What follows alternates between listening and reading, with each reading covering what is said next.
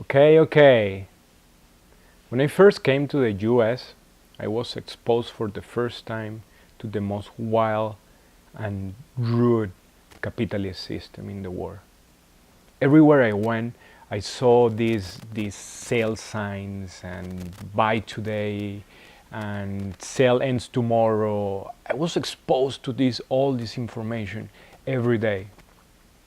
And all the math, calculus, and physics education, it seemed it didn't work.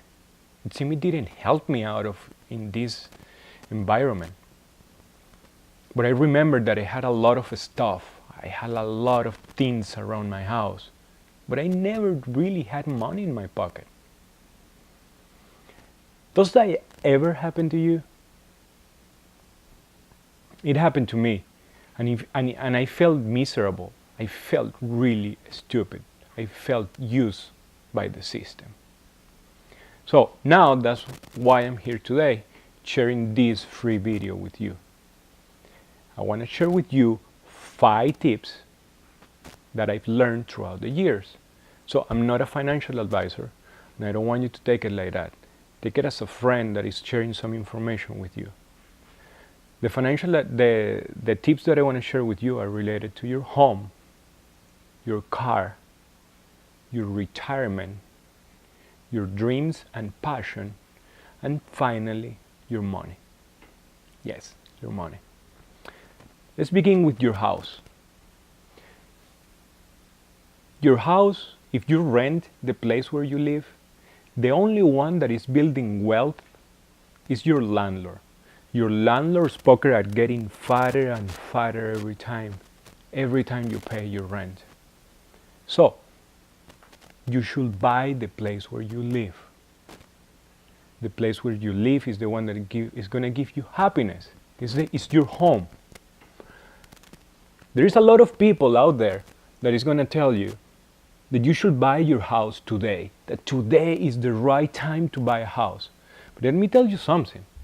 The only person that knows when is the right time to buy a house is yourself. Yourself is the only person that knows when you achieve the mental and financial stability to assume the risk to buy a house. And let me tell you something that I just personally like a lot. I just love to have a portrait, a picture, and put it in any wall I want in my house. Can you do that if you're renting? Maybe, maybe not. Secondly, let's talk about your car. I have received a lot of emails lately, and the first line in the email says, "My car, my best investment." Let me tell you something. Your car is not your best investment. Actually, your car is a constantly depreciating asset. Since the moment you buy your car, your personal car, your car is depreciating in value constantly, every day, even if you don't drive it. So, in order to compensate the loss in wealth, the loss in value in your car, there are 2 little tips that I want to share with you. First, don't lease a car. Buy it. If you don't have the cash to buy your car, shop around. Go to the credit unions, go to your local banks. Try to avoid the loan officer from the dealership. They usually don't have the best rates.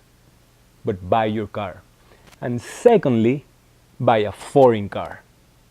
Buy a Mercedes, buy a BMW, buy a Toyota. You can also buy a Honda. There are a lot of options out there to buy foreign cars. First, because they hold their resale value better than American cars, usually. And secondly, if they are properly maintained, they break down less. So that's kind of good, and it will help you compensate a little bit the loss of value in your car. I'm sharing all this information with you for free because I don't want you to feel like I used to feel before, when I was miserable, when I was naive.